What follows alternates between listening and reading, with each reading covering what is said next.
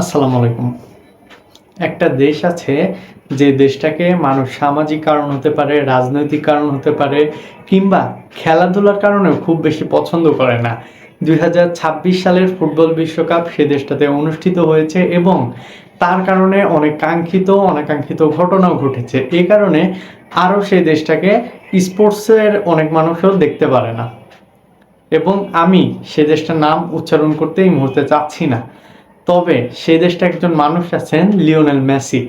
আপনি বোধ করি এই মুহূর্তে আর্জেন্টিনার কথা মনে করতে পারেন, তবে আমি আর্জেন্টিনার কথা বলছি না।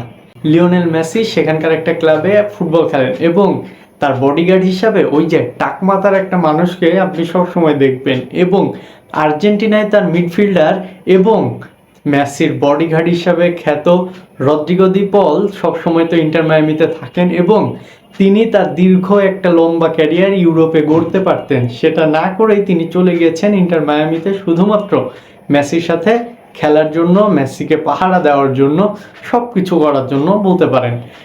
আর্জেন্টিনার পার্শ্ববর্তী দেশ ব্রাজিলেরও একজন এরকম মিডফিল্ডার আছে, তার নাম ক্যাসিমিরো।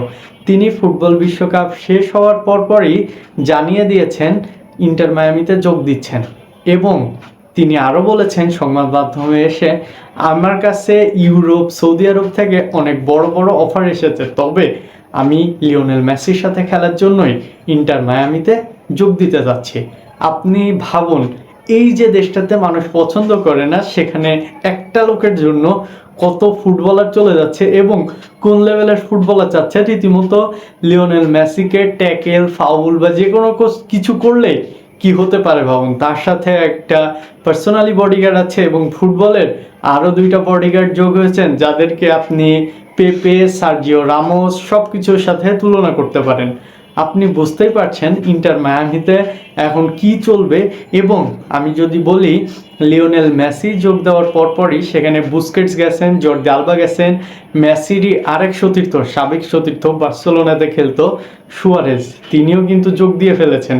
এবং তার সাথে এই সিজনে রদ্রিগো দি পল এবং ক্যাসেমিরো একসাথে মিডফিল্ড সামলাবেন।